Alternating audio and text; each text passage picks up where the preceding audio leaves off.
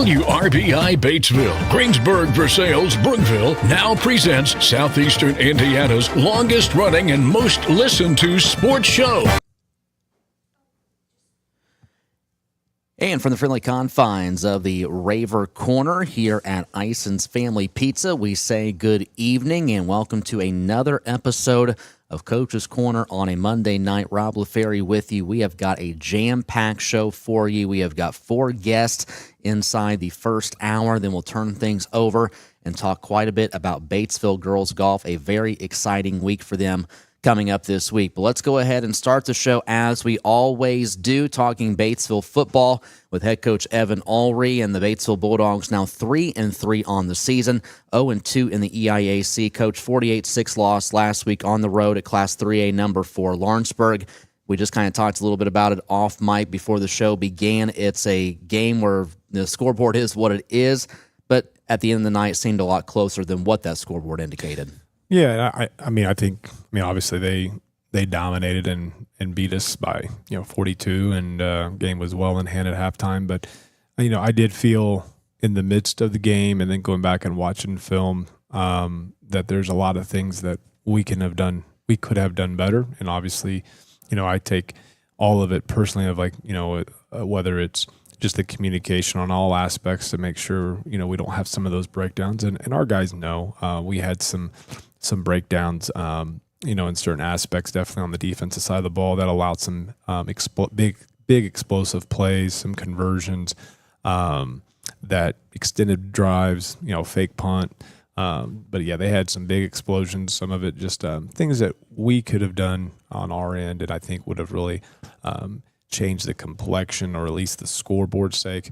We were having a hard time, though, in general, I think, getting off the field in those critical times, and we couldn't really muster much offense together. So, I mean, Lawrenceburg was the better team that night, without a doubt. But as I was telling you, I think there's a lot. I think that gap is a lot closer than what the score shows.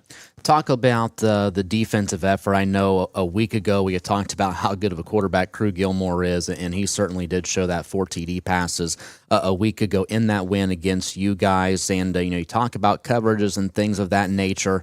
Sometimes you want to defend that pass, those big plays, but then they've got running backs in the backfield that can hurt you as well.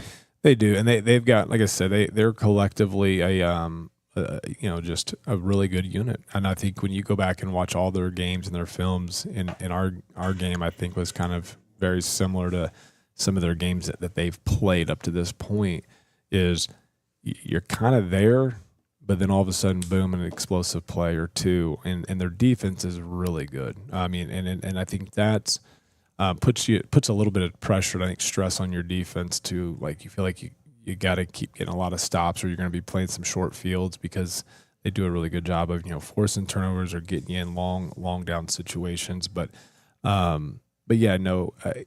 There was a few plays where Crew does a very good job for Lawrenceburg in extending a play, which then puts more stress on our coverage. And so he extended a few plays, did a really good job at times. They get into a second or third read, and some of that's also coaching. We were doing a good job, I think, taking a lot of their rollouts and some of their half field stuff, and then they kind of hit a big backside post, on a conversion. But yeah, they just they converted on some plays. They executed obviously better than us. They beat us by 42, and but again, I think the message to our guys, just simply going back to, was we got a long way to go. But a lot of these things that we felt and that we see in film even on Saturdays, those are things that we can execute at a higher level. And I think our guys just got to understand, hey, we just got to get back to work, and we have to demand that from one another, that we're doing that, so that way we're executing, I think, sharper and cleaner on Friday. Talk about the offense. Injuries just kind of continue to bite you guys, especially going into this week. Before we talk about the offense as a whole, an update on Jake Shornick after last Friday night. Jake's doing a lot better. Obviously, Tim Wells, our trainer, the medical staff at Lawrenceburg was phenomenal, and communicating and doing what's right for Jake, and taking every precaution. So very, very gracious and, appreciative of all of them, taking that. And I know his family would say the same. And But Jake's he's definitely, his body's responded very well. He's obviously fairly limited right now. I'm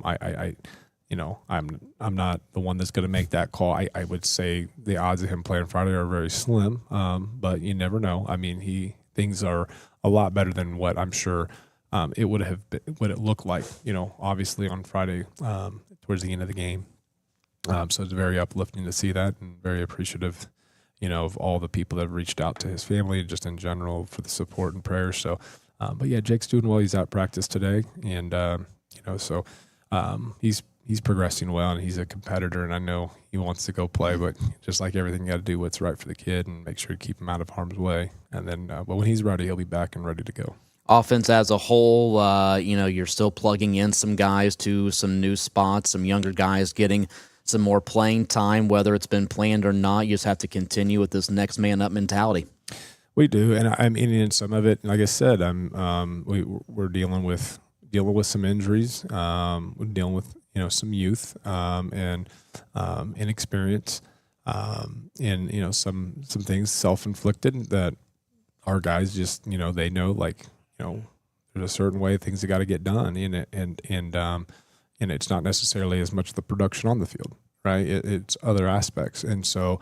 And once we can realize and do those things consistently, and then I think it helps our team overall, right? There's we know you've called the games, when certain guys aren't on the field. I mean, obviously they're usually starters for a reason, so there is a lot of times, sometimes a drop, but the nice thing though, I'll spin in the positive, is that I think we've had some guys over the course of the year that have stepped up and have taken those opportunities. And those guys, some of those guys are continuing to get better. So it allows us to see that, I think our guys that are Friday night ready is expanding. And some of the guys that, are sophomores that are now 6 games in on Friday nights, have been starting, or playing a lot, are starting to now, I think, make that turn. It's just kind of that turn as we get into October, where you start to see the sophomores that are starting to play more like juniors, right? And then you get juniors that are starting to toe and almost playing like a seasoned vet. And so that's just the reality. I mean, we got a lot of inexperience and youth, and even some of the juniors, some inexperience, but some of those guys are starting to now play closer. I don't know, and I know it's hard when you have 2 back-to-back weeks the way they've been. It's believe me, it's not like I sleep well and take it well. But I try to be as positive and looking forward, in regards to, don't get too caught looking in the rearview mirror, continue to look forward and just continue to trust our coaches and our processes and what we're asking of our guys. And we continue to do that, and our guys continue to buy into that. We'll continue to direct in the right direction. And I know, we last year, you could probably rewind this a year ago, and I'm sure it probably would have sounded like it was 2024, and I just hope that everybody collectively, I know most of those guys in that locker room and our coaches understand that, and that we continue to just, push the, foot to the floor and, let's get right. Let's get healthy and continue to do things the right way. And this team's still destined in front of them to do one of the goals, and that's to win a sectional championship. That's still right there in front of them. Talking Batesville football with head coach Evan Ulrey, Bulldogs 3-3, going into a Friday night matchup at Greensburg. I know technically on the schedule, Coach, you're over the halfway point, but I always feel like this East Central Lawrenceburg stretch kind of serves as that halfway point. Now you're on that home stretch where you're going into October. You want all that momentum and all that positivity to finally roll into what you talked about, setting that goal and winning that sectional championship. Yeah, and I think this is a week where you come out of those 2 games, and now you play Greensburg, which I think these next 2 games, I'll argue, and I don't know, but maybe it's because it's geographically our rivals, right? There's obviously a history and just the proximity. So, you go to, 2 really big games. Obviously East Central is the face of the IAC, and then you have Lawrenceburg, who has been a perennial power for, as long as I've been down in this area, probably for the last 15 years. So, so you have that, and then now you come right into a rivalry game, and then you get Franklin County, which I throw that in. I think it's a rivalry for a lot of these guys too. I would agree. So you go back-to-back weeks here with some rivalries. A lot of times you got cousins on teams, or just families that are very close or know each other. So it kind of makes the game a little bit more enticing, and you're trying to get those bragging rights as we get closer to Thanksgiving, when you sit around the table and all that. So, no, and it's it's always a game, obviously, it's going to be different and fun. And I say this, seeing some of the guys that on Greensburg staff that have got back into coaching. So, I know some of those guys I've,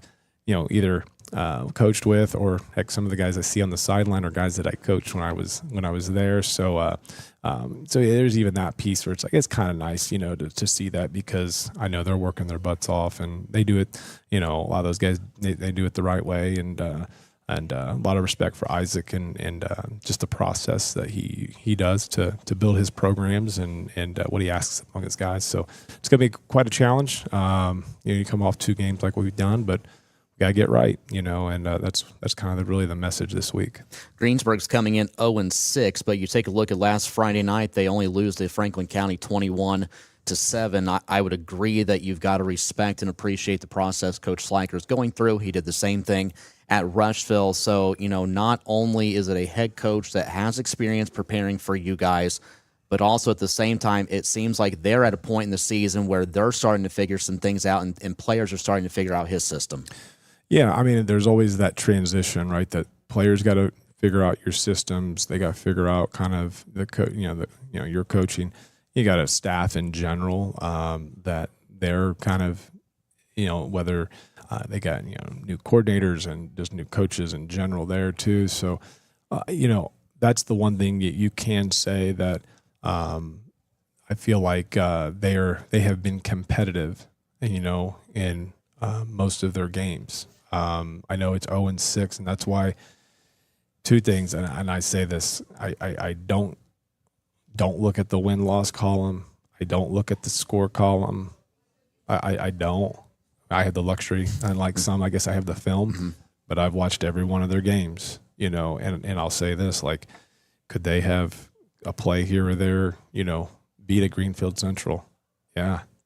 A play or 2 here, even like last week, could they have knocked off and shocked the world? Yeah, right. I mean, they competed with Shelbyville. They competed with Connorsville. I mean, they're there, right? They're 0-6, but you go back and you look. I mean, it's 1 possession game, or it's right there, 3rd, 4th quarter, and it's just a play here or there. So that's kind of sometimes when you play these teams, there's that. That piece of like they're 0-6, they're hungry to get their first win, and I was very impressed, because things could go one of 2 ways. You come out like, how's the team responding? How are they? What's the energy look like? And sometimes you can kind of see that on film. And what I will say, the last 2 years when we've played Greensburg, we've kind of caught them, I guess, at the right time. I will say to Isaac's credit is that obviously he's still getting a lot out of his guys, right, and they are playing at a very, very competitive level. And again, we got to go in there and play well, right? I mean, we're going to be dealing with some adversity of our own. We're still trying to figure out some injuries and things like that. And but we're coming off 2 losses. We've got to continue to figure it out and get better each day, because nothing's for sure, nothing's for granted, in any of these teams in the EIAC. I think when you look at this ball game coming up on Friday night, you mentioned how hungry Greensburg has to be, but then you mentioned your guys' back-to-back losses.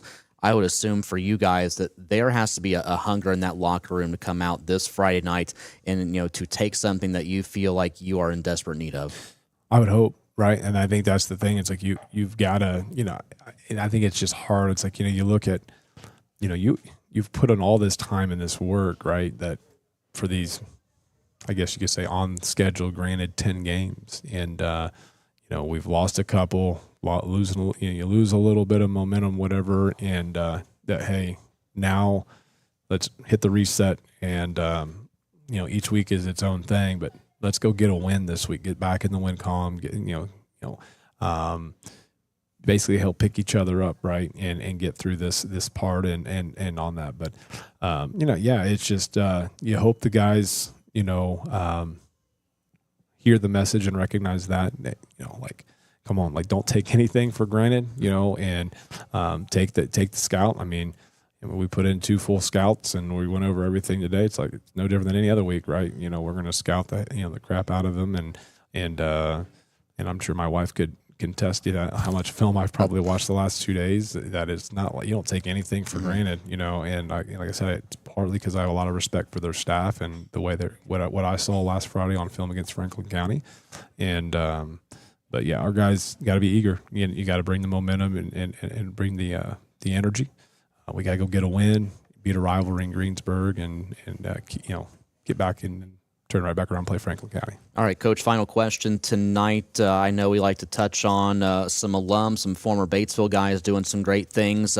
Not the sport you coached them in, but Will Geisel getting a chance to play some fall ball at Notre Dame on the baseball diamond yesterday. And got to be proud of that kid and the progress and the journey that he is on. Oh, I mean, I love Will, and he's epitome of what you ask for a young man and how he represented himself, not just as an athlete, but as a student, just as a role model to young kids. He's a great young man. Andy and Sarah, phenomenal parents that have done a great job, and his family really raised him the right way, and that he is definitely reaping all the sacrifices and hard work that he's put in, his family's put in, and to see that, that he's already off to a good start up at Notre Dame. I mean, you're going to Notre Dame. That's phenomenal in itself. You're playing baseball, a sport he loves, and he's doing well. Overall, to see that, I saw that, and then to see the Reds, back their way into the playoffs. It was a great day for baseball in Southeast Indiana. It's a great day for baseball indeed. Coach, we'll go ahead and let you go for tonight. There'll be Tom and I up at Greensburg on Friday night, so we'll talk to you in the pregame. Best of luck against the Pirates. All right, I appreciate it. Thank you. Batesville head football coach Evan Ulrey joining us. When we come back, we'll be talking Oldenburg Academy boys soccer with head coach Kenny Getz. It's Coach's Corner, delivered by Ison's Family Pizza on Country 103.9 WRBI.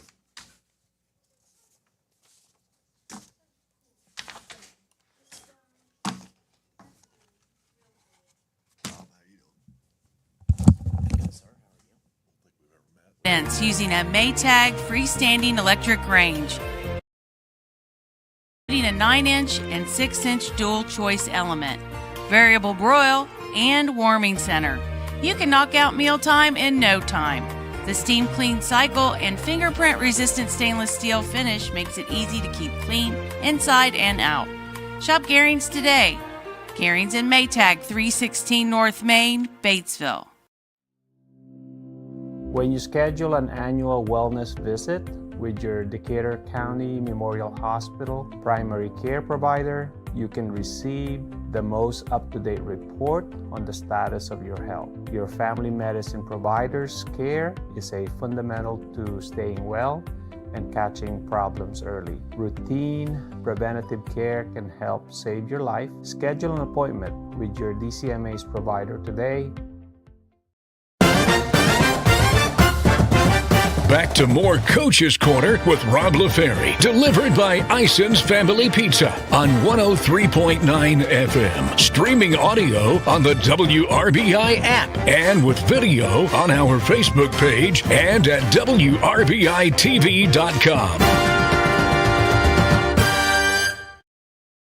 And back with more Coach's Corner on this Monday night, delivered by Ison's Family Pizza. Rob LaFerry rolling right along. Just got done talking Batesville football with head coach Evan Ulrey. Bulldogs and the Greensburg Pirates coming up on Friday night, 7 o'clock kickoff, 6:40 pregame here on WRBI. Tom Snape and I will have the call. Let's talk about things out on the soccer pitch now, as we'll talk Oldenburg Academy boys soccer with head coach Kenny Getz. And Coach, Twister 7-4-3 on the season, ranked still in the top 10 of Class A, and it's been a successful campaign so far for you and your kids. Yeah, we're doing about what I expected. There's a couple of games I thought maybe we should have won, but then maybe couple of games maybe we shouldn't have done what we did otherwise too. But the season's about right where I thought it would be. You never like to have ties. You hope you can win those games, but we don't. We're not in a conference, so we have them. Talk about last week. You don't like ties. It was not the best week in the world for that a week ago. Back-to-back 2-2 ties against Connorsville and Richmond. But I do want to talk a little bit on that Richmond game because that was a very tough Red Devil opponent that you guys faced. Yeah, it was. Ironically, we played Connorsville a couple days before that, and Connorsville had just played Richmond a few days before that. And I was talking to the Connorsville coach, and we tied Connorsville, and he says, Richmond's really quick. He says they beat us 5-0 the other night. So it had me a little bit worried, going into the game, but they play on turf, and we play on grass. And I think our field helped us slow their speed down a little bit because, turf's a lot faster than grass. And I'm a grass guy. I hate turf, but the world goes to turf. Talk about your guys' schedule, and you mentioned you're not a conference team, so you've got the luxury of scheduling who you want to schedule. You guys do play those local teams. When you look at your wins, Jacksonville is there, Rising Sun, Franklin County, a couple outstretched with Triton Central, Union County, Seton Catholic, in Knightstown. But, you mentioned losses. This is where a stronger schedule is going to benefit you. There's a couple of these matches, especially the East Centrals and North Centrals of the world. Maybe a loss right now, but those help prepare you as you guys get ready for the postseason. Oh, absolutely. I'll play anybody anywhere, and we may take some lumps, but that's true. You have to play better schools to get you prepared for the tournament. And North Central was really good. We were outclassed, but the game was only 4-0 with 20 minutes to go to the game.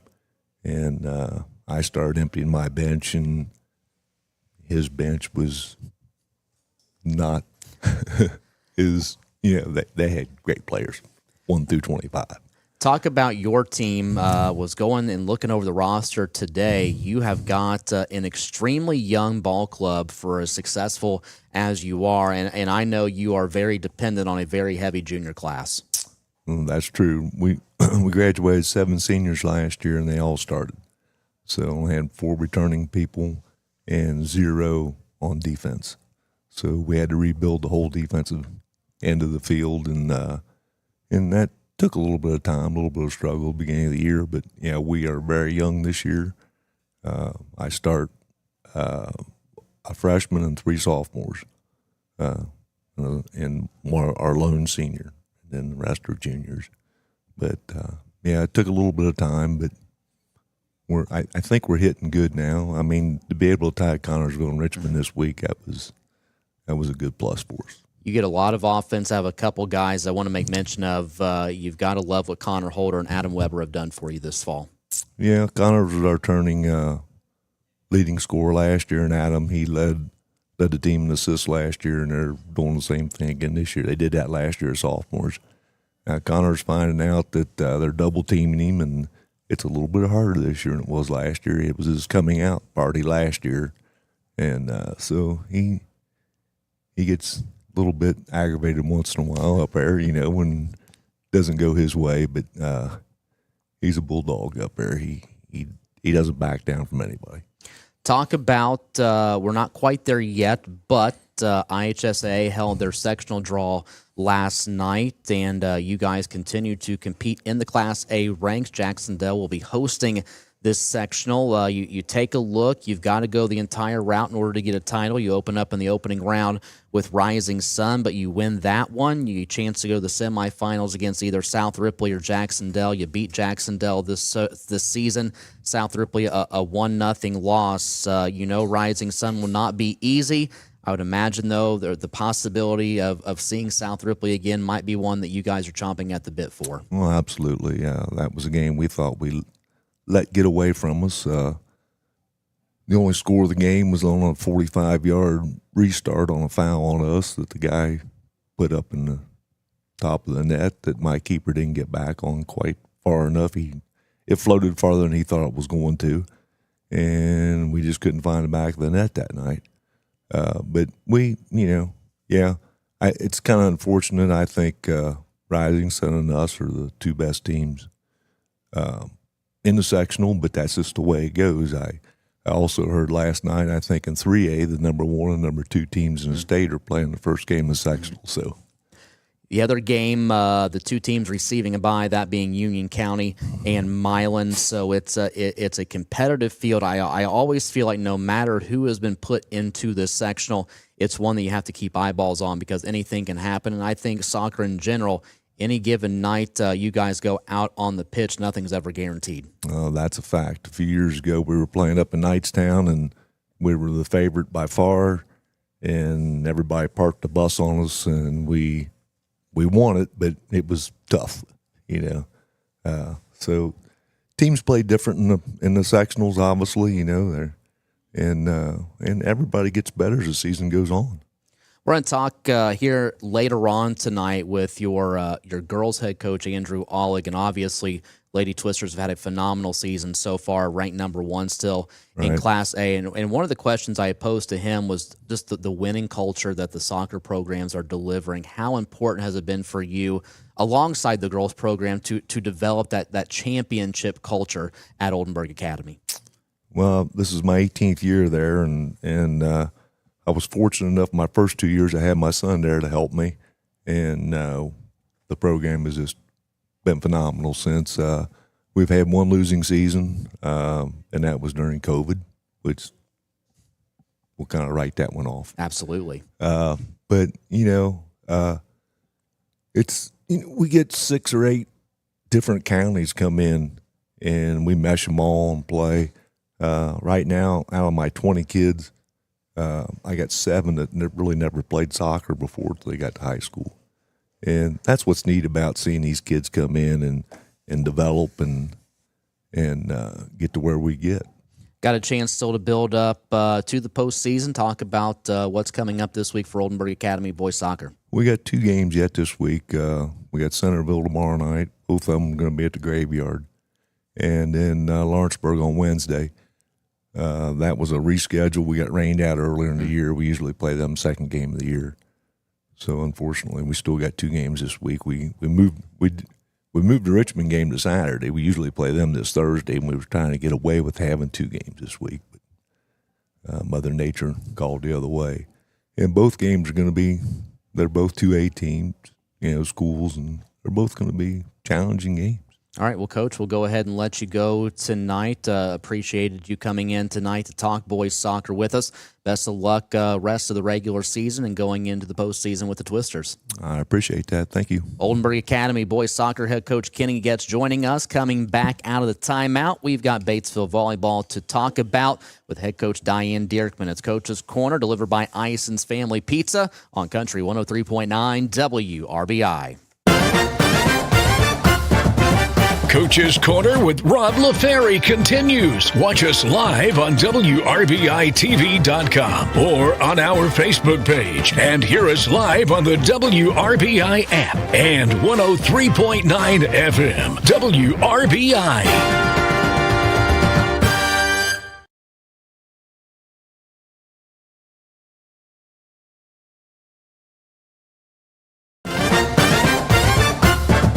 More Coach's Corner with Rob LaFerry, courtesy of Ison's Family Pizza. We're on 103.9 FM, streaming on the WRBI app. And you can see the show live on Facebook or WRBI-TV.com. By the time that you hear this interview, this soccer team will have played already 14 matches this regular season, and we are joined by Oldenburg Academy. All right. Well, thank you very much, Annie Nunley. We were a little bit trigger happy to get that Oldenburg girls soccer interview on, but we're going to wait just a little bit because we do have Andrew Ollig joining us via phone from earlier last week. But in the meantime, welcome back to our live Coach's Corner here at Ison's Family Pizza inside the Raver Corner. We're not ready to talk girls soccer yet. We need to talk volleyball first, and I have got Batesville head volleyball coach Diane Dierkman Here with me, a first-year head coach in terms of stint number 2. She has come back to the Lady Bulldogs, and a great return so far, Coach. 17-6 on the season, 3-1 in the EIAC, and I already want to hit on your guys' winning streak. You've won 9 of your last 11. I don't think things can get much better than they did last week. Wins over South Ripley and South Dearborn. 4 wins at the Greenfield Central Invitational to take that championship against some really good competition. Absolutely. It's always great this time of year to start peaking, heading into the playoffs, which is right around the corner. It's snuck up pretty quickly.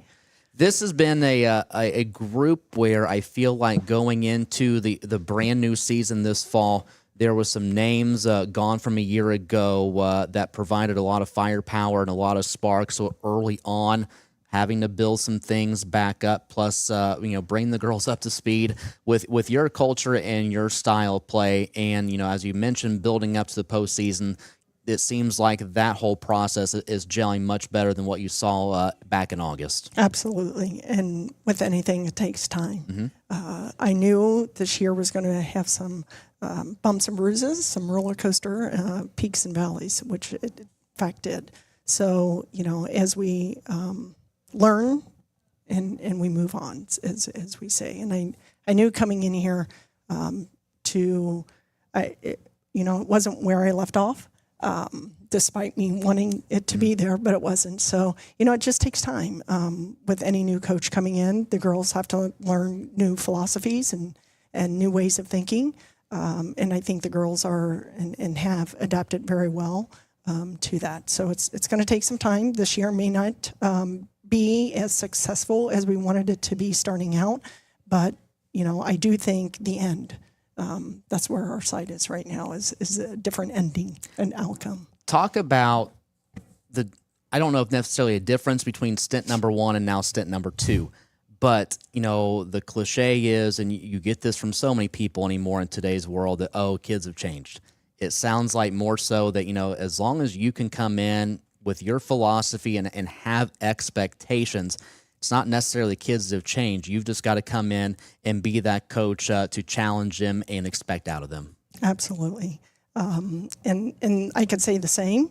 They are different for sure, but it's, as a coach, you have to figure out a different way of approaching them. And that's the learning part, right? And that's where, you're not going to get it right away, but you will get it right eventually. But a great group of talent, I will say, we always say that is, if I look back in my previous stint and compare the talent overall, the girls are, as a collective, the talent is much higher. The game is much different, obviously. So that's what makes it exciting, to come back. Well, let's talk about your roster. You've got a mix of seniors with some underclassmen. Let's highlight those seniors first, and I'll start out with a young lady who's got a very bright future ahead of her. Risa Zimmerman is awfully important for your ball club. Absolutely. She's my Terminator. When we need That's to... a good way to put it, too. I like it. When we need that point, we know Risa will get that point for us. So she does a great job, out there on the court. People trust her for that purpose as well. So, yeah, she committed to Florida International University, so she will be heading down there fairly shortly after the season, actually. So, yeah, she's a great go-to for us. Talk about your other seniors. I know Anya Ritchie has provided for you, Addison Lewis, Grace Walter, and then even trickling down with your underclassmen. Volleyball is a sport where every spot out there is very important for you guys. So there are girls that are going to succeed in one of those spots more than the other. Absolutely, and they all have their role, right? So, Grace Walter, she's very versatile in that front row, whether she's playing middle, whether she's playing right side. She's extremely strong, and she's just smart, right? As that senior, she comes with a lot of experience to own that front. Anya Ritchie has played our backcourt, right, as our libero. So, again, we need someone back there to kind of run that for us as well, and she is that senior leadership. And then Addison Lewis, again, very versatile for us there in that front row and back row. And, with Addison, we just have been building confidence as the season went on. And that's the person, too, that we're going to rely on a lot moving forward to really make some smart shots out there for us. Underclassmen-wise, each week following you guys, Brooklyn Wilhelm, Katie Wilhelm stuffed the stat sheet quite a bit for you. Maddie Haskamp is just a block machine. You're very blessed with those three in terms of leading that underclassmen group. Absolutely. Maddie Haskamp, she is an animal at the net, and I am so glad that she's on our side. Yes. And we're not going against her. But she, again, is another one. She is a workhorse. She really puts a lot of effort, both on and off the court, and it shows out there. She is extremely strong and moves across that net and is a threat. And people are afraid, as an opponent to get around her. So her block is incredible.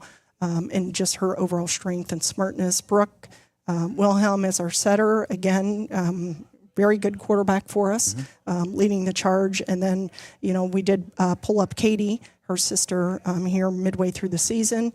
And I think that's just been a good sister mentorship, if you will, because I'm going to need that for next year. So we're kind of getting the dice rolling, not only for this year, but I'm also looking for the future of the program. Well, I was going to say, building the future, especially as a head coach at that level, is extremely important, and you have been very blessed with a very promising JV squad, 15 wins on the season, both you and the varsity, sweeping Ripley County tournament championships in the regular season, and that bodes well for what you're trying to build back up at Batesville. Absolutely, and we can even go beyond JV. I was going to say middle school and your freshmen. And the middle school, 8th grade, has gone undefeated. Shelley Prickle has done a fantastic job there, and Angie Ehrman. So I credit those two for continuing to supply us with some great talent. So it starts young. And I'll just hit really quickly. We have a youth program started. Monica Balish has started that for us, something new. To build up the 5th and 6th graders a little bit too. And we have a club going. So, if you look at the future of the Batesville program, it is exciting, right? Because you do have people that are, the Brooks and the Maddies coming back, but you also have some of those underclassmen getting some experience, JV, very talented, some freshmen, and then, of course, that 8th grade group coming in. Club volleyball, it seems like, has grown in popularity in recent years. Me more so on the side of basketball and baseball with coaching some travel things. And obviously there's a lot of attention that goes towards those things. How important is that off-season and club work in terms of getting ready for the high school season? Absolutely. It's unfortunate. I guess that is one thing, if you go back and say what was the big difference in stint 1 versus stint 2. Stint 1, club was just starting. Gotcha. Right. This round, club is full-fledged.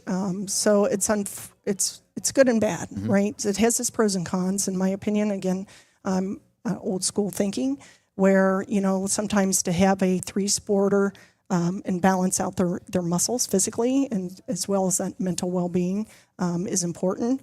But unfortunately, I feel like in today's world, you kind of have to pick a sport and go, right? And that club opportunity allows them to sort of play all year round almost to that effect. So, touches on the ball, getting that higher level experience, hearing a different coach, playing with different people. So it's twofold, right? It's developing the skills. But what I love to see here in our community here for SEIVB is just the camaraderie, right? So when we go and play a Greensburg, or we go and play an East Central or South Dearborn, the kids know each other, right? And it's really nice to see that bond across the net as well. They're competitors, but then after the game, they're all taking pictures together and shaking hands. So it's kind of neat to see that. Talking Batesville volleyball with head coach Diane Dierkman. Bulldogs this week, busy week. You're at Franklin County tomorrow. Let's first talk about that one, because you guys are 3-1 in the EIAC right now, and certainly trying to eyeball a conference championship before you get in the postseason. Absolutely. We'll be heading to Franklin County. Should win that. Never take anyone lightly, of course, but that should be pretty good, easy win for us. And then we had to head home to Trinity Lutheran, and that's going to be an exciting one. They were Class 1A state champions last year, and I've been working with the coach and getting them on our schedule. So we're excited to host them on Thursday. I was going to say, you talk Oldenburg, Jacksonville. They, unfortunately have to remember the beginning of the journey for Trinity Lutheran a year ago. And yeah, you guys are a Class 3A team. They're, smaller, but it's still going to be a measuring stick for you guys to see, hey, this is what that caliber of competition looks like, and a great chance for you guys to go compete. They still play a pretty difficult schedule, but they certainly have also lost some firepower from a year ago. They have. So a little bit of a rebuilding here for them, but nonetheless, it's always great to add such a strong program. I mean, she's just very consistent down there. So it's always great to add next level competition, which we need to do. We need to do strength of schedule. I keep preaching that, and I'll keep preaching that again. But you're only as good as the opponent you play, and you need push. So the more we can get some of those stronger people, stronger teams on our schedule, the better it's going to make us as a program.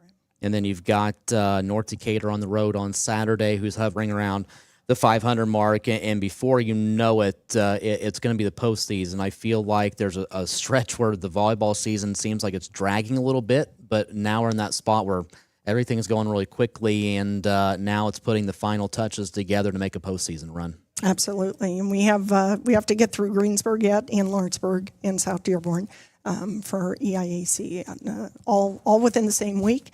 And then we actually picked up, it's not listed yet, I don't think, on the schedule, but Newcastle on that Saturday before sectional. So again, we wanted to have another punch of competition heading into playoffs. So we're excited to play them as well. All right, Coach, we'll go ahead and let you go. Busy week for the Lady Bulldogs, but all the best this week in those 3 matches and what's to come for the rest of the fall. Thank you. Batesville head volleyball coach Diane Diertman joining us as a part of Coach's Corner. We're going to step aside, take a break, and finally, Annie Nunley to my left will get her wish. Oldenburg Academy girls soccer. She is ready to pull the trigger on head coach Andrew Ulrich when we return on Coach's Corner on Country 103.9 WRBI. You only have one smile. Make yours the best it can be with Batesville Dental. For over 40 years, Batesville Dental's provided the latest technology in their state-of-the-art facility. They strive to make your visit a pleasure. Doctors Broughton, Liedermeyer, and Roberts and their staff offer preventative care, Invisalign, implants, extractions, and cleanings to keep your mouth healthy and your smile beautiful. Batesville Dental, 391 Northside Drive, Batesville. You only have one smile. Make yours the best it can be. Batesville Dental. More Coach's Corner with Rob LaFerry, courtesy of Ison's Family Pizza. We're on 103.9 FM, streaming on the WRBI app. And you can see the show live on Facebook or WRBI-TV.com. By the time that you hear this interview, this soccer team will have played already 14 matches this regular season, and we are joined by Oldenburg Academy girls soccer head coach Andrew Ulrich. And going into this past Saturday, what a season it's been so far for the Lady Twisters. 12-0-1, the number 1 ranking in Class A. And Coach, this has been so far a magical season that I know for you, you are hoping it's far from over. Yeah, so as you said, we've obviously had a great year so far. At the beginning of the year, we realized we had something going into the year, kind of from our summer games, as well as we never won 8 games in a row, and we did it the first 8 games we did, and we're like, okay, now we want to try to keep going, obviously, and hopefully it sets us up for the season. We had a first non-win last Saturday against the 3rd-ranked team in the state, Providence, down at their place, and we still played well, and it kind of gave us even that momentum that, yeah, even though we didn't necessarily win that game, we tied and showed that we can play against people who were in the state finals last year, and hopefully as the tournament starts here in the next couple weeks, we can keep that same momentum going and carry us in the tournament, hopefully make a deep run into the tournament. Talk about a season ago, and I know last year obviously very successful because you guys were a team that was featured in a regional championship.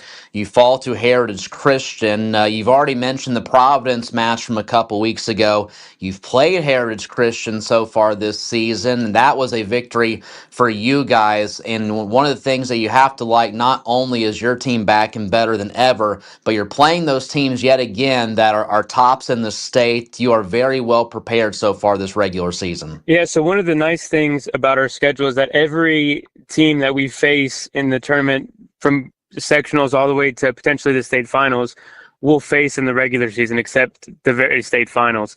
So it's going into every game, we know what to expect when we play against the Heritage Christians, the Providence, the Switzerland counties, and know, okay, here's how we faced up against them in the regular season. Here's where they kind of got the upper hand on us at times during those games, and here's where we got the upper hand on them, and here's where we can kind of improve when we go against them. So it kind of gives us a little bit of an edge, if you will, going into those games again, because and especially this year, since we've, as you mentioned, we beat Heritage Christian, we beat Providence, we beat Switzerland County. It kind of gives us that extra confidence going into it, saying, okay, we've done it before, we can do it again. And then now it kind of gives us, it says we can do this, we can make the run, rather than just let's hope we can do it this time. You look at your guys' season so far, you take a look at the scores going up into that match this past weekend, and obviously the eye-popping stat is your offense. And we'll start with a young lady who's been very special for your team, and she is only a junior. Claire Neese has had a phenomenal junior campaign. Yeah, so she's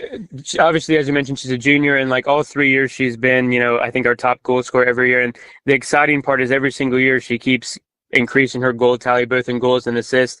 But I think it was the third or second week of the season, she broke our all-time goal scoring record and our all-time assist record, both in the same game down in a tournament we played in Evansville against Evansville Christian, who at the time was ranked, I think, number 6 in the state.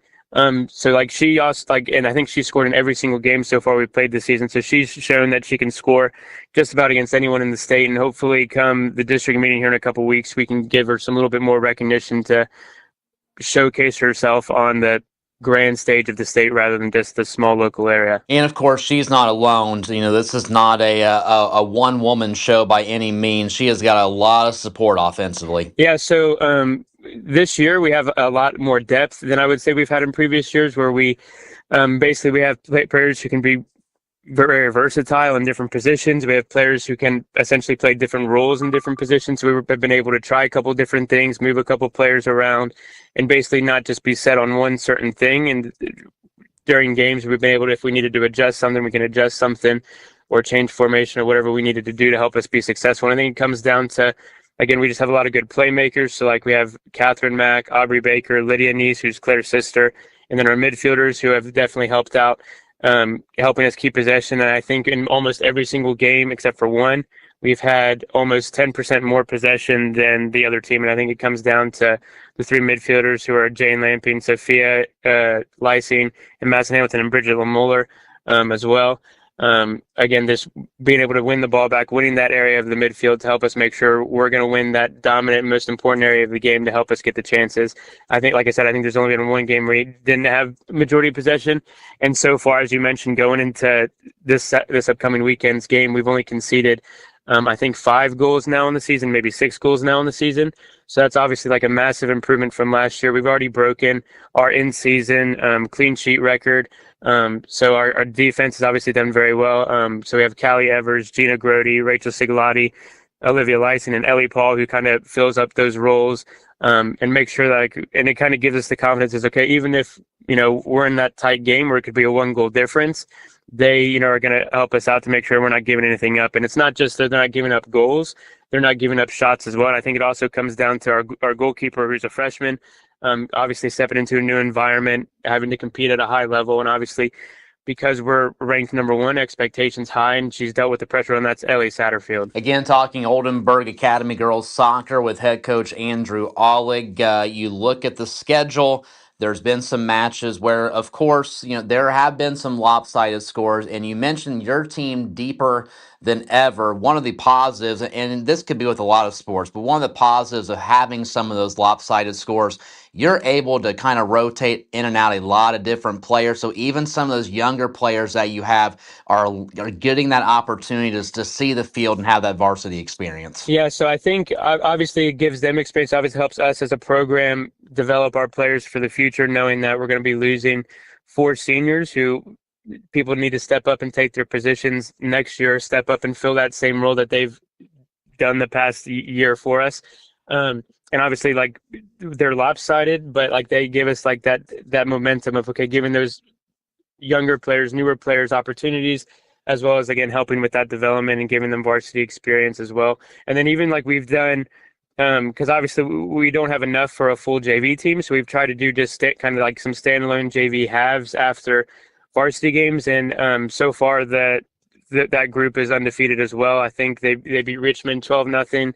They beat Providence last week 2-1, and Heritage Christian they won. I think it was 2-0 as well, 2 or 3-0 as well. So like they've shown that they can step up and perform in the same environment when needed to be called upon. September 27th date with Greenfield Central. After that, just a couple games left in the regular season. And, we've already mentioned you guys have been battle tested with some of those teams that you're going to have to defeat in the postseason. Just what are some things you are looking for as a head coach out of your team just to get this regular season under wraps and to get yourself into the postseason? Well, so first, we're kind of just want to make sure, okay, we have 3 games left. We want to make sure that we end the season without a loss. So that's something that no team in Oldenburg history, as far as I know, has ever done, especially on the girls' soccer side, has ever done. So it's like we kind of have that motivating us. It says, like, look, we're this close. We have 3 more games. Let's go out and do that. So it kind of gives us that extra motivation. It's like, okay, we still have our standard. We still have our expectation of what do we want to achieve, and kind of gives us a goal kind of going into the tournament, as well as like it kind of gives us 3 more opportunities, if you will, to say, okay, where do we need to improve? Where do we need to look towards? So that way, come the week after, when the tournament starts, we can say we're now at our peak and we're ready to perform against the best teams in the state of Indiana. Fall sports season, how special is it when you take a look at Oldenburg as a whole in the fall? You've got your girls at number 1 in Class A. You've got a state-ranked boys soccer program. The volleyball program is a top 10 team in Class A. How special is it just to build up that winning at Oldenburg and be part of a tradition that seems like it's only getting better? Yeah, I think it's exciting time just for sports in general at Oldenburg, not necessarily just the fall, because, I mean, we had like the basketball teams last year obviously did incredibly well as well.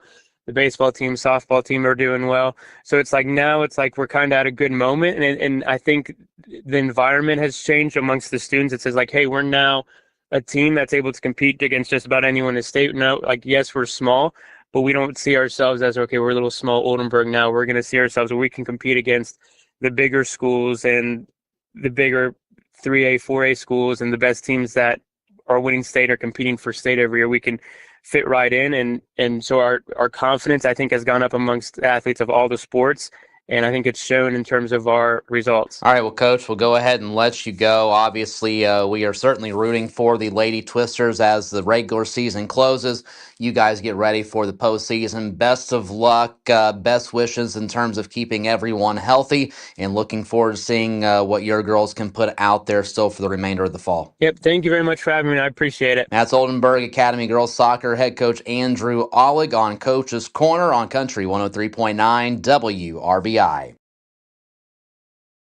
We don't sell you cars, we help you buy them. Fleetwood Chevrolet at 950 North Michigan Avenue in Greensburg invites you to visit them. They're here to help you with your next new or pre-owned vehicle purchase, as well as all your service and parts needs. They're the home of Greensburg's only drive-in service lane and free oil changes for life with the purchase of a new vehicle. Give them an opportunity to earn your business at Fleetwood Chevrolet. We don't sell you cars, we help you buy them. Coach's Corner with Rob LaFerry continues. Watch us live on WRBI-TV.com or on our Facebook page, and hear us live on the WRBI app and 103.9 FM WRBI.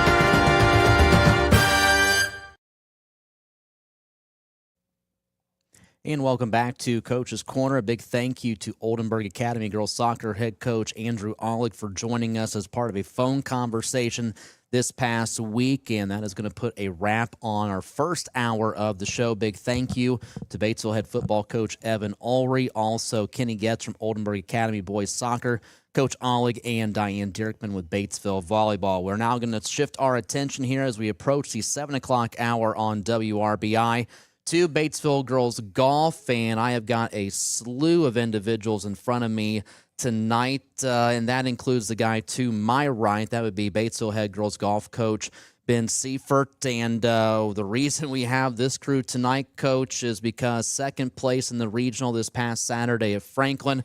You guys are heading back to the state finals as a team this coming weekend. Congratulations. A big accomplishment for you in the program. Thanks. Yeah, the girls, we made this a goal last year that we wanted to come back as a team. 2 years ago, Ave and Addie went as individuals, and it just doesn't have the same feel. So we kind of talked in the offseason, like, we've got to get back there. That's the goal. The goal is the state. Talk about the road. You look at the regular season. Obviously, you guys prepared yourselves well with the caliber of competition, the caliber of contests that you guys played in. Locally, pretty dominant, 16 county titles in a row now. You guys sweep the EIAC in terms of the all-conference team, 5 in a row for the EIAC, 6 sectional championships now in a row. I do want to focus, though, on the regional this past weekend because that is a nightmare of a regional in terms of competition, certainly one of the toughest in the state. You guys come out, shoot .325 as a team on 18 holes. Yeah. To say it's a meat grinder would be an understatement. We've got 5 ranked teams in there. We split with Center Grove and Floyd Central most of the year. We were not able to get over the hump on Franklin. We gave them a pretty good test on Saturday. Good run for their money. Just left too many out there. They win the sector. They win the regional, rather. Franklin does. They win it with a score of 318. A good overall day for your entire scoring crew, for your 5 out on the course, and it did seem like, especially late on that final 9, that you guys really amped it up to get yourself within contention of getting to Franklin at the number 1 spot. Yeah, we talked about that tonight. We played the front 9, which would be the Creek 9, to a plus 25 as a team. When we turned and there was live scoring, we could look, and it was kind of hairy whether we would or wouldn't get out. And I think about hole 16, you kind of started to see us separate from the field. Played the back 9, I believe, to plus 15 or plus 12. And really, that was the difference in making sure that we weren't going to be playing for third. We were either going to be playing for a championship or we were going to get second. Talk about, before we get into talking about the state championship this upcoming weekend, let's just talk about this team as a whole, because you have had a lot of success with a lot of different teams here at Batesville. This is a group that certainly I think shows a lot more resiliency, and I think this group had to. What has been, in your eyes, the difference between this state championship team compared to some of your teams from the past? I think for this one, it didn't come easy. We had, in previous years, we had girls like Emma Weiler, Addie Weiler, Josie Meyer. I mean, these are all girls that are very, very talented, and they've continued to graduate, and we've continued to kind of hold the standard where it is. And I think it's kind of a testament to the hard work that they were willing to put in, that, when it's my turn, I'm not going to let it slip. And, obviously there were some bumps in the road. We had some probably uncomfortable conversations 2 weeks ago. And I think since then, like, this team has turned a complete 180, and the sky's the limit for them. I don't think we've played our best yet. Talk about, I'm not trying to single any of them out, so some of them are giving me an eyeball, like, hey. I want to talk about first, though, let's talk about Lex and let's talk about Zoe, because the improvement that those two have made especially over the course of the last couple seasons, they have proven to be very vital coming into this campaign. Yeah. I think also I'll lump in Grace there. When we went to the state the first time, they were not playing members of that team. Now they showed up, they supported their teammates, but you could tell like that was a goal of theirs. They wanted to get there, they wanted to play, not just come watch. The work speaks for itself. I mean, golf is a game that it requires a little bit of work outside of what we do in order to reach your goals. Like you can't just clock in when it's time for practice, clock out, and then never pick up your bag again. And they all work hard. They do. But I think when you start to learn how to manage a golf course and not put yourself in trouble and put yourself in advantageous spots, then the game becomes a little bit easier. I think some of it was just learning how to think through a course.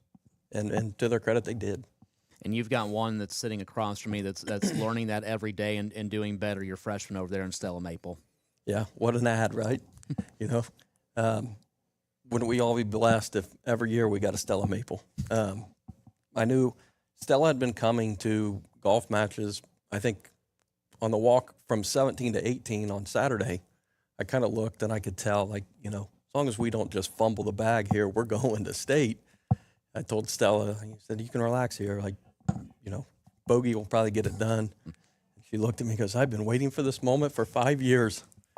And then I'll let her tell you what happened with the tee shot. But, you know, I think a learning experience or kind of a culmination of like dreams becoming reality maybe got to her a little bit. And then you've got a senior sitting a couple down from me. We'll talk more with her about this in a little bit because I feel like there's a couple storylines. The team is always the biggest one. You know, you get a chance to take your full squad to a state championship match this weekend, but you've got a senior over there in Ava South that I know has also got her own goals on her mind in addition to leading this team to some major success come this weekend. Yeah. Ava's got probably one of the most impressive resumes of any individual going into the state. She's been 5th, 3rd, and runner-up, correct? You know, very impressive in its own right. The fact that she's done that with a team 3 times, I think that just speaks to, you know, Ave really bought into the team part of high school golf. And it's very easy if you're an individual who's as talented as Ava is to just say, like, well, I know I can get there on my own. But to bring others with you, I think that speaks to the kind of leader. And, you know, these girls look up to her. Coach, talk about getting ready for this week. Friday, Saturday, it's a 2-day event. You're going to the Prairie View Golf Club in Carmel, which you guys have had a chance to play there already this season with that state preview meet. Just overall, talk about the course first. Fantastic course. It's challenging. There's opportunities to get some momentum. There's plenty of opportunities to lose a lot of momentum. Talk about the challenges that await come this weekend. It's a course that forces you to think through what you're doing. It's not a course where you get on a tee box and you immediately assume, like, well, I'm going to hit driver here and I'll deal with what I've got left. Sometimes you've got to put yourself in position for the shot you're going to hit next. It's not the one in front of you, but maybe the spot you hit to. It's a course that it's fair, it's gettable, but you've got to be pretty disciplined. You've got to be locked in for 5-6 hours. And if you don't, it will humble you very quick. Talk about then how you prepare this week. I like that you brought up, you know, this is not a game where, especially in high school, you can't just go show. It's not like practices. You go show up and play 9 holes and call it a day. There's so much more that goes into it. So how do you approach this week? How do you plan out this week? And then, you know, just talk about the travel as you guys head into the weekend. Okay. So today, like, we use Hillcrest as our home course. Hillcrest is airifying right now. So tonight we went into the Bulldog room. They've all got yardage books that they look at. Our assistant coach Ryan keeps meticulous stats. He's got every round that they've ever played at Prairie View, and we showed them. Okay, here's what you did as a sophomore. Here's what you did as a junior. Here's what you did at the preview. And then we went through hole by hole, like, where did we have trouble? And we just kind of talked through, like, where did you get into trouble? What happened? Well, how do we fix it? And just kind of plot a course. Now, I know you're not going to go according to plan all the time, but if you have a plan, it's easy to deviate from it if something happens. But to know what you're doing ahead of time is a lot better than just going flying in blind and trying to overpower a course like that. All right, Coach, we'll go ahead and give you a break from talking at the moment. I'm going to go ahead and have the girls flip that microphone over to Stella across the way. So if one of you can just reach on over, and this is freshman Stella Maple joining us. We're talking Batesville girls golf on Coach's Corner tonight. Lady Bulldogs getting ready for the state championship this weekend. Well, since he already said it, you've got to start with the story. What happened with the tee shot late on Saturday at the regional? Yeah, it's definitely not what I was expecting or thought it was going to happen, because I've been hitting my tee shots like really good all day long. But my second tee shot was a lot better, more what I thought was going to happen.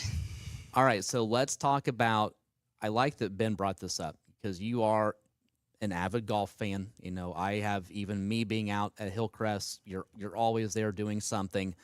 Talk about your love for golf. What got you loving this game the way that you do? Yeah, my dad got me into golf. We went out for fun, normally on Sundays after church when I was like 3 or 4 years old. And I just thought it was so fun, and all I wanted to do was go to the golf course and golf. And you do that quite a bit. Yep. I didn't start tournament golf until like 2 or 3 years ago. But, yeah, just practice a lot. You're a freshman, so I know that you had a lot of success at the middle school level. You know, you've played in the summer. You have been a part of that, you know, off-season route of playing around the state. From middle school to your freshman year, what has been the biggest difference that you've seen between middle school golf and high school golf? Well, I guess the obvious was it's my first time being on a team with only girls. All 3 of my years at middle school, I was the only girl. So that's been a lot more fun. Just a lot more golf. We didn't play 18 holes at all in middle school, and we've done that quite a few times now as a freshman. But I'd say that's the biggest difference. I say it, like, we also have a lot better competition, and our team is a lot better also. So. And a big difference is in middle school, you're not playing for a state championship on the weekend. A lot higher stakes. Absolutely. So for you going into your first state finals, I'm going to imagine there's a little bit of nerves in there on your part, but what is your approach going into this weekend? Yeah, I've actually have been going to the state finals since 4 years now. So I know like kind of what the environment's like, what it's going to feel like. I think that helped a lot. And yeah, just to have a lot of fun, not get too worked up about it, and just enjoy being there. All right, well, Stella, go ahead and let you go. We'll pass the mic over. Let's go to Lex now. Alexis Gallagher, who Coach Seifer and I talked a little bit about in terms of improving this season. So, Lex, I guess first question from me is, what has been the key to your improvement as a golfer with this varsity team? I think personally it's just my time dedicated. Like over the summer, I did not put in the time I needed to be as good as I can be. So you'll progressively see my scores get better throughout the season. And like last year, towards the end of my season, I was shooting about what I'm shooting now. So I'm back to that point where I'm putting down good scores and really making an impact for the team overall. But it is really just time dedication. I've been playing forever, just like Stella has, and you kind of just got to gain a love for it, or else you're going to get sick and tired of it, because it's a lot of effort that you have to put in throughout a long period of time. I know for me, I've enjoyed, when Ben or Ryan have sent scores, it's been fun to see your progression. There are some of those rough matches that you talk about, but then it's like, 2 nights later, Ryan or Ben sends me something. It's like, oh, Lex shot that tonight. What's been on the golf course? What's been your biggest area of success? What has you playing as well as you have been? I would say I think I've gotten a lot better mentally. Like my big rounds are ones where I just kind of throw in the towel, and it's just kind of like you're not doing as good as you could be, and it just brings my whole mentality down, and it makes it so much harder to enjoy what I'm doing and want to put in the effort to shoot good scores. Talk about your round from a week ago. Successful, and obviously it helped out. Just kind of go through your 18 holes on Saturday at the regional. My first 9 was rough. I want to say I was 12 over, and it I don't even know what really happened at the turn. I think I just stopped having so much pressure on my back because oh, sorry. There's certain times where it's like, oh, my score really, really does matter. And then it's like, I got to that back 9. It was just kind of like, I had more security knowing that the rest of my team was playing well. And I ended up shooting 3 over on the back, which led me to an 87, which isn't terrible. And it obviously put up good numbers overall. So, but it's really just pressure. I was nervous the entire first half, which isn't normal, but it happens sometimes. And I was able to get rid of that going into the back. So you mentioned, and I know mentality is a huge part of golf. Is there a spot, though, where even you are just saying, you know what, let's just go out and play? Forget about overthinking this thing. Let's just go out and swing and see what happens. Does that ever happen to you? That's kind of what happened on Saturday. There you go. Yeah. I have a really bad tendency to overthink my shot entirely just because there's a lot. My brain is always running, and it's just, it's like you got to focus on this, and that. And then sometimes you just got to go up and swing your swing and what feels best. And I think that's what I started doing, especially going into that second half. Thing you're looking forward to most this weekend? Just our team is very, very family-like. And I remember from last year, I loved that experience.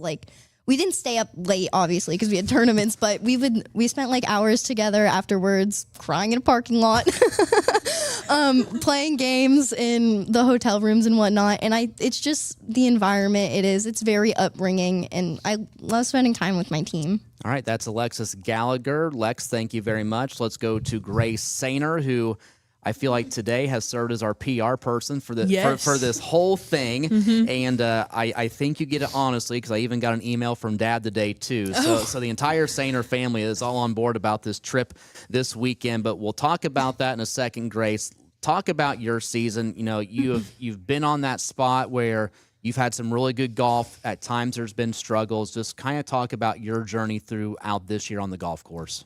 Yeah. I mean, I started this season off not playing in the scoring 5. And I think I give a lot of credit, especially to who is currently in our 6, Adeline Caney. Her and I, it's that good kind of competition where we are both working to get each other better. And we talk about that all the time, just how I wouldn't be where we are without her. And I hope she feels the same about me. I was in that position my freshman year. I didn't grab my clubs when we were going places on Saturday, but I think, and I try to make it known to Adeline and McKenna that, being that supporting role is just as important, if not more sometimes, than, being out on that course. And I feel like I need to give her a lot of credit for my, success and my growth this season. I was going to say that, I was going to bring that up with Ben as well, but I'm glad you did so I can talk with you about this, because we do have Adeline Caney and McKenna Moore who are here supporting you guys tonight.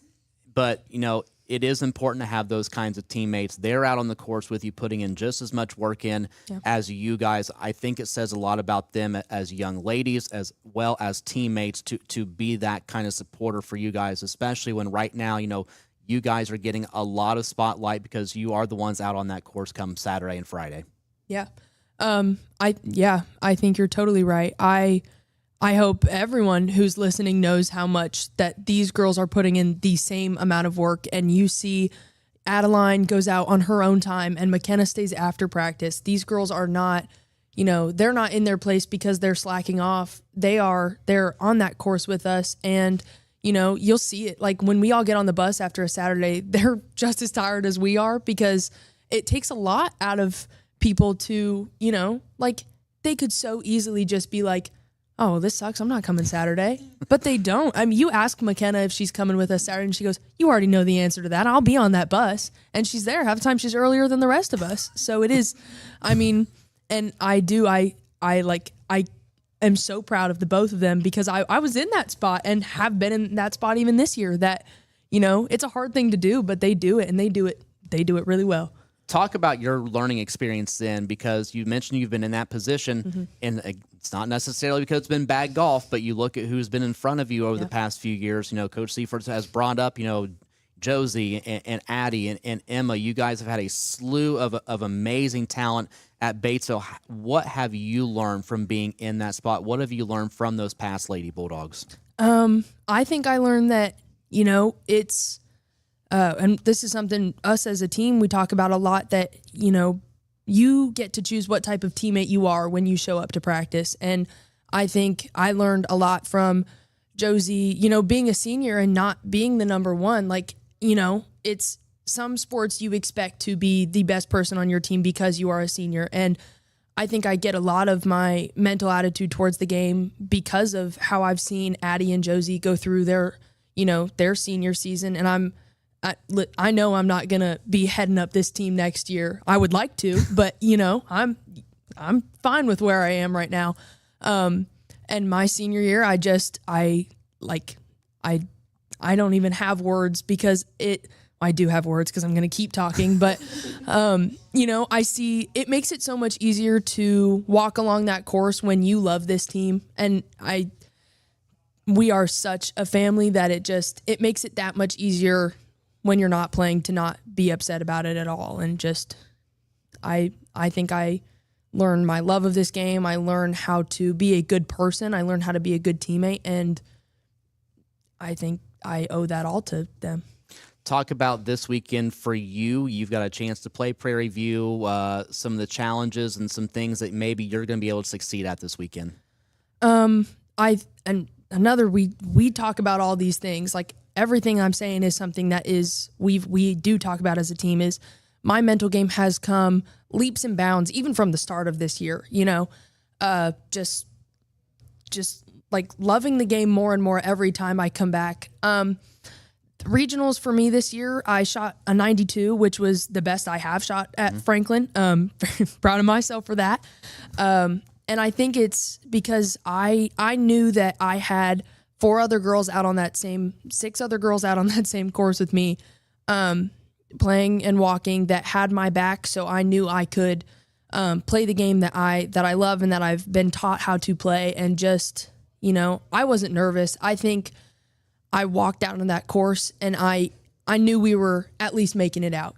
I had it in my heart that we were going to win. And there was times where I'd make a good shot and I'd be like, yeah, this is getting us that champion title. But I knew we were going. I think the same thing at state. I think we've got big goals that people are unexpecting of this team for, but I think it's going to be the same thing. I think we are a bit of an underdog here. We don't have a target on our back when we go to state.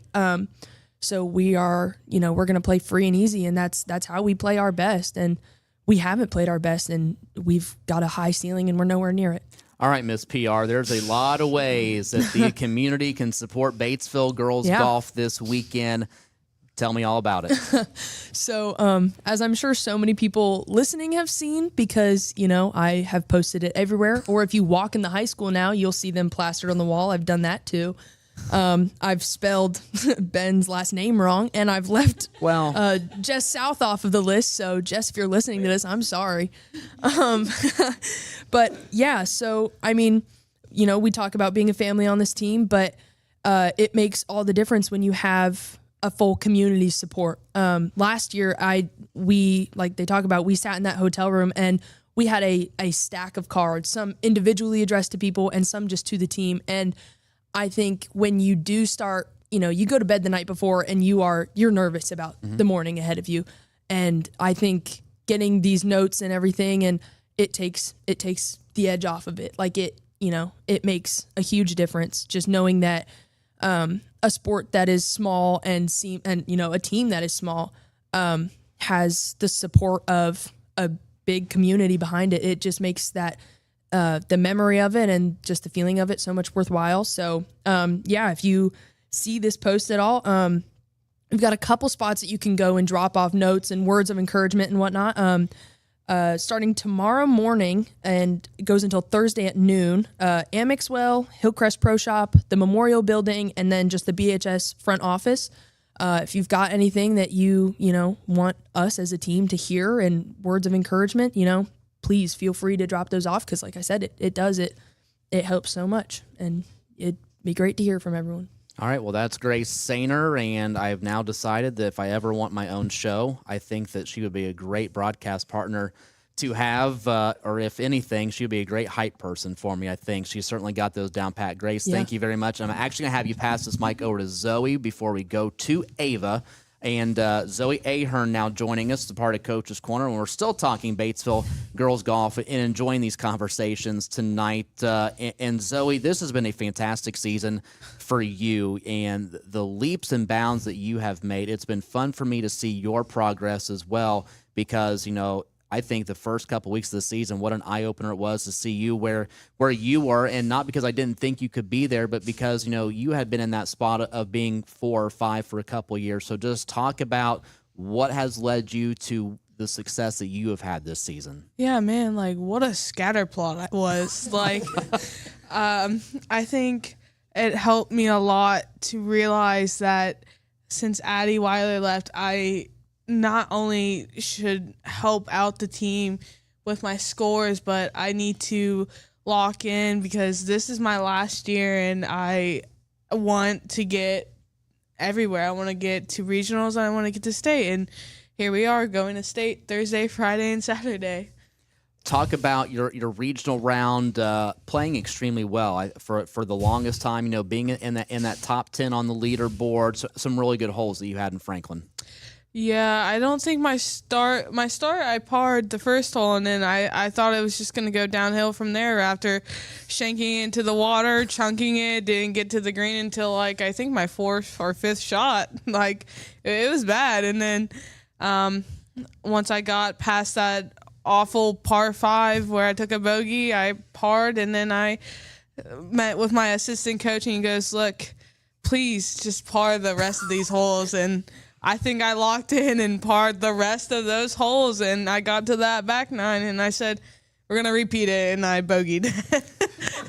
It happens. Sometimes bogey golf is not all that bad. That's the mentality that I at least go with. You mentioned Ryan, and obviously, Ben's here too.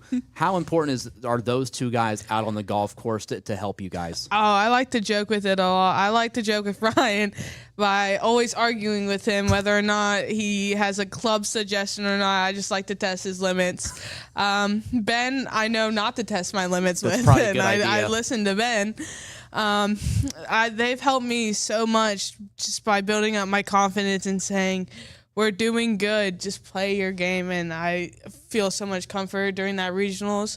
Ben came up to me and goes, look, we're in 2nd, just play your game. And I just cruised the rest of those holes and was thankful that those 2 coaches were there to help me out. So have you gotten more comfortable as your golf career has went along and you've had the chance to play good competition, really tough courses? Do you feel more comfortable as the years go on? Oh, yeah. I feel so much better. I think those first couple of years, I was trying so hard to keep up with Ava, and I was like, there's no way.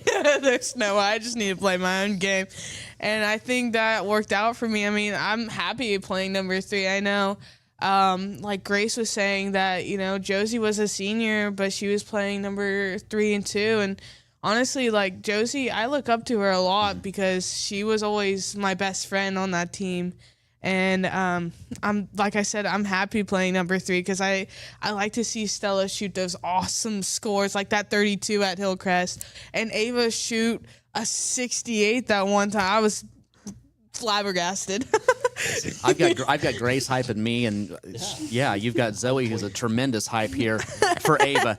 I want to talk about Josie because, as Josie, of course, has graduated since, but I feel like the teammate that Josie Meyer was, a lot of what she instilled remains with Batesville girls golf. Oh, for sure. I'm pretty sure after every single round, I at least try to call her 3 times. She doesn't pick up half the time. She's busy, Zoe. She's busy. Sure. I think she's just ignoring me sometimes. But no, I appreciate everything Josie has left this team, and she's done so much, even coming out to support us, even though she probably has college homework and stuff. We all probably know how bad that is. but it helped me a lot seeing her there at regionals. The comfort it brought me just to see her giving me a thumbs up and smiling, even though I took a horrible 6 on a par 4. That was bad. And I just was like, oh, you know what? Brush it off next hole. And I like I said, brought me comfort.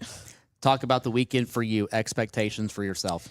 Oh, expectations. Please, no bunkers, no heather, no pond. I don't, just my main goal is just, I don't care what I shoot as long as I don't get into those bunkers or those heathers or those awful ponds. No, been there, done that. I know what to expect. I'm prepared. I know who I'm playing with. And you know what? Do I care? No.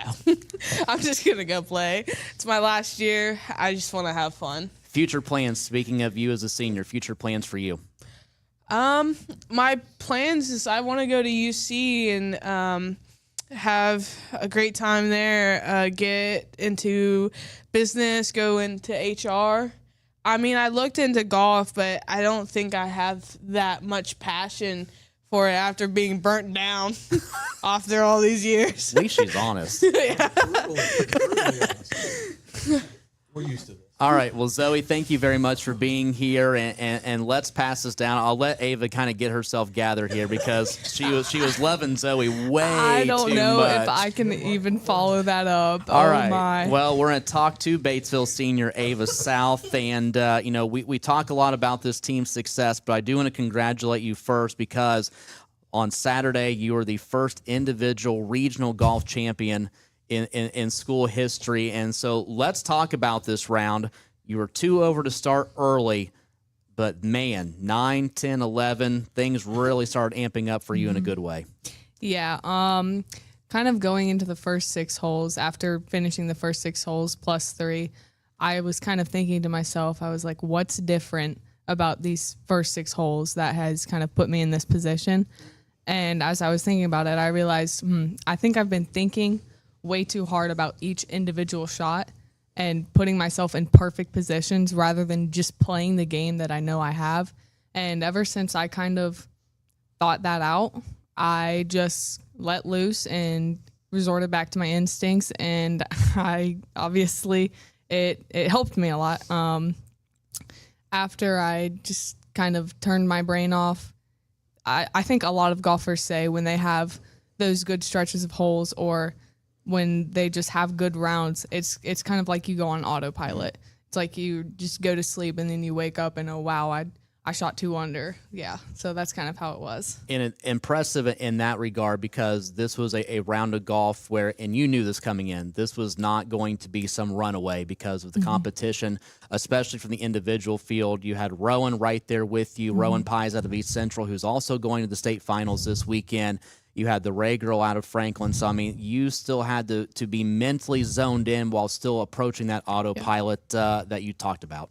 Yeah, I think, honestly, sometimes, especially if you're playing with them, you can get a little too hyper-focused on what the girls around you are doing and, like, where you're at in relation to them.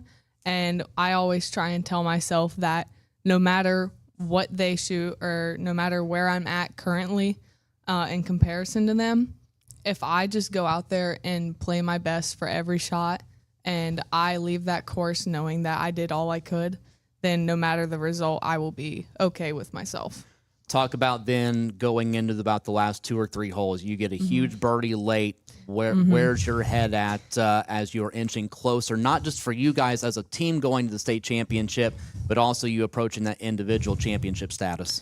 Honestly, I had 0 idea where I was at on the leaderboard until I actually closed out the round. But those last 3 holes, all I could think was, like, this is my last chance. And that last birdie I had on the par 316 was a tremendous boost in momentum to me because I've actually, historically, I've never hit that green on my first shot. And I just remember I hit my tee shot and I stuck it on the green, and it wasn't even that close, but I just threw my hands up and I was just like, oh my gosh, I did it. My very last round at Franklin, and I finally hit the green. And then I sank the putt, and I didn't know what to do with myself. I was like, oh my gosh, I got something other than a 4. But yeah, that definitely helped me carry my smile throughout the last 3 holes. I feel like for you, and we'll talk here more about you individually in just a second, but you keep mentioning this is my last go around. This is my last go around. I feel like, yes, for you, that's a big part, but also you seem to be really enjoying it with this group of girls around you. So I would definitely say that this group of girls has changed my perspective, not only on golf, but on life. Before coming to Batesville, yeah, I played golf, but I didn't love golf. I didn't have the passion and drive for golf that I found. And I found that because of these girls. They helped me realize that this isn't an individual sport. It's something that you can work with other people towards this common goal, whether that be make it out of regionals or podium at state. It's something that you can share with other people. And I just didn't know that was possible before coming to Batesville.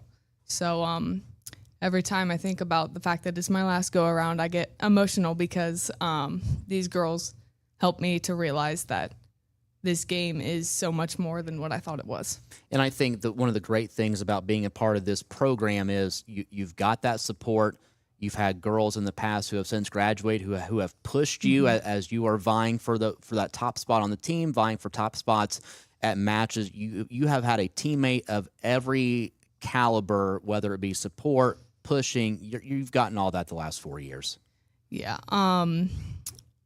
Just the teammates have helped shape my mentality going into every single year, and just knowing that I have their support behind me, even as someone who plays like I do, even as someone who can be self-sufficient. It's such a big relief knowing that I have that support behind me, and it's not just me doing everything myself. It's just a totally different mindset.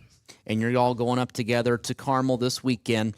I know Ben's already mentioned it, but when you look at the last 3 state finals appearances for you, Ava, you have been second. You have been third. Last year, you were 5th. Team success is so important to you. I know that, but I also know at the same time there is that itch that you've got one more thing on that to-do list left to accomplish. I think of state as kind of, especially this year, is just the culmination of all of my effort and all of my hard work throughout the season. It's a different mindset at state for me. Throughout the season, it's always very team oriented, and it is at state too. But once I get to state and I see these girls that I've been playing with for so long and that have, bested me so many times, it lights this fire in me, and I want to leave that course knowing that Ava South won't be forgotten.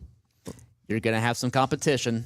There's not going to be any shortening of competition there. Rowan Pies is going to be one of them, and you knew that. But this is a loaded individual field of girls, all these ranked teams that are going to be there, but also some girls, whether they be seniors. I know up in the Indy area, there's a couple freshmen they're talking about vying. So this is going to be a full field for you to go up against. Yeah, absolutely. Class of 2026 especially, we just have so many amazing girls that, like I said, I've played with for so long. And I want to go down in history as not just someone who goes and ties for second or third. I want to bring it home for once, which was also another reason why I was so happy with my playing at regionals this weekend, is because I feel like even though I'm always up there in contention, sometimes I really struggle with the fact that I don't always win everything. And I think for you, finishing the way you did, momentum's going to carry you a little bit. I think any student athlete, momentum carries quite a bit. But from a skill standpoint, and you've been at Prairie View plenty of times, what has got to change compared to the last 3 years? What has got to get better for you to get yourself to the number 1 spot? I think definitely my start at Prairie View. I historically always do better on the second 9.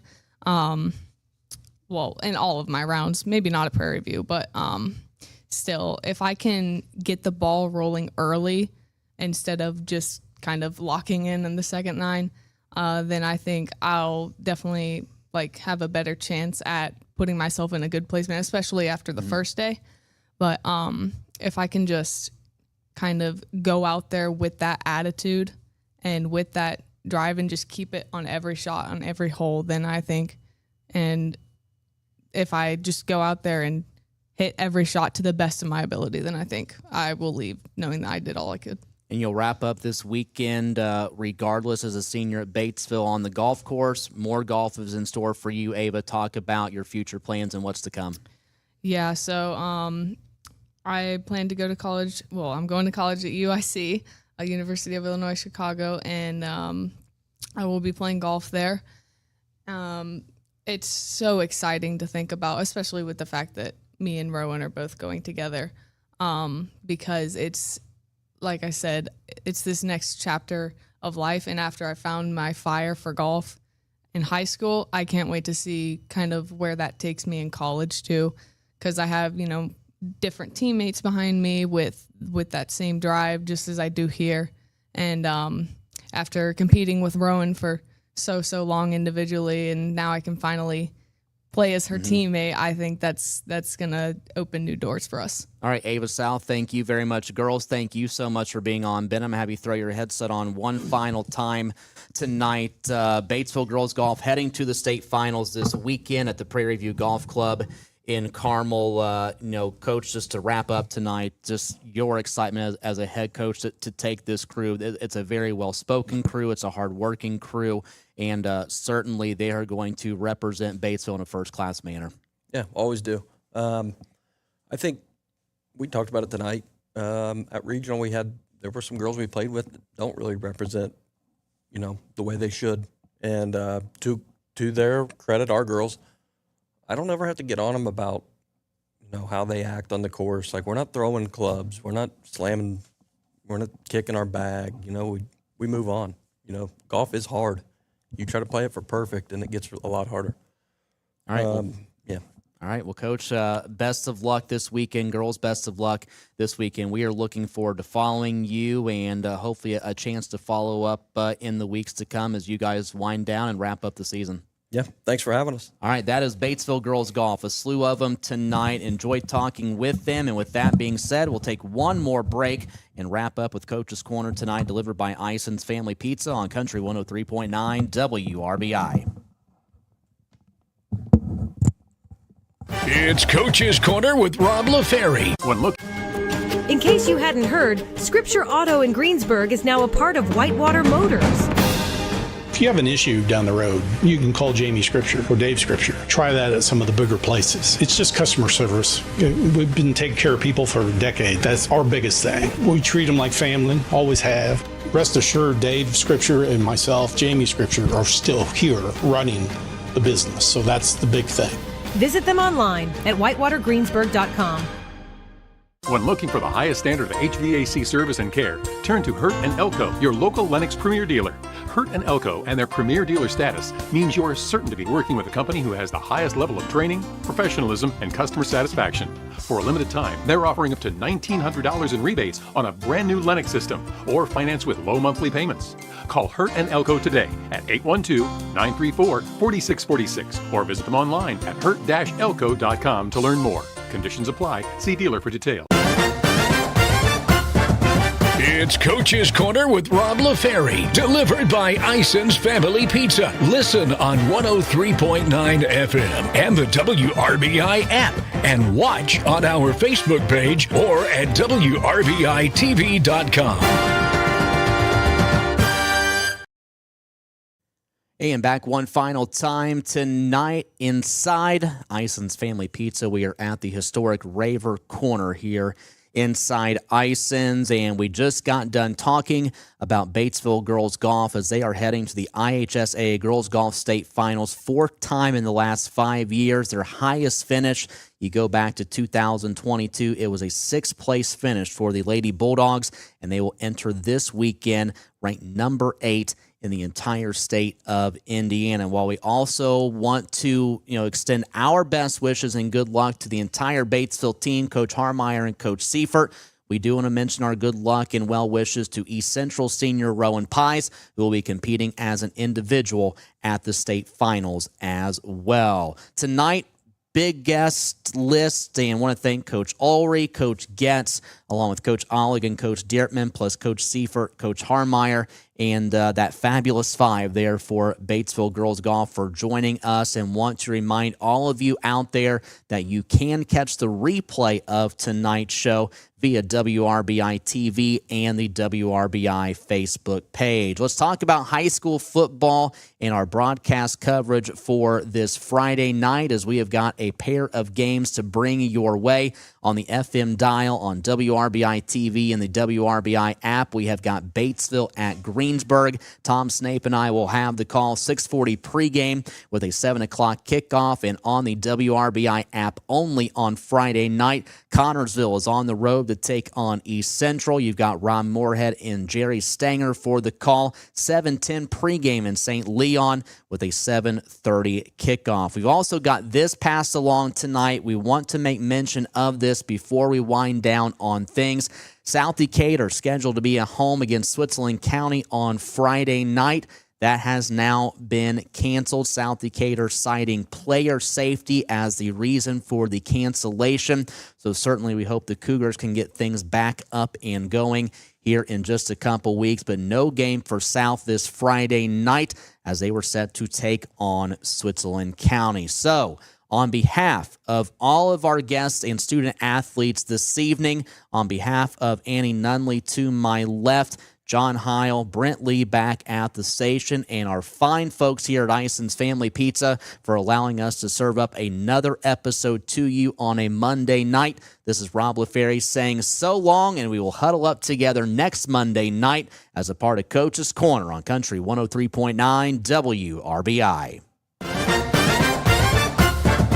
Listen Monday nights at 6 for Coach's Corner with Rob LaFerry, live from Ison's Family Pizza. Come check out the show in person or listen on 103.9 FM or the WRBI app. And now you can also watch the show happen live at WRBI-TV.com or on our Facebook page. From Southeastern Indiana's local sports voice, WRBI Batesville, Greensburg, Brookville, Versailles.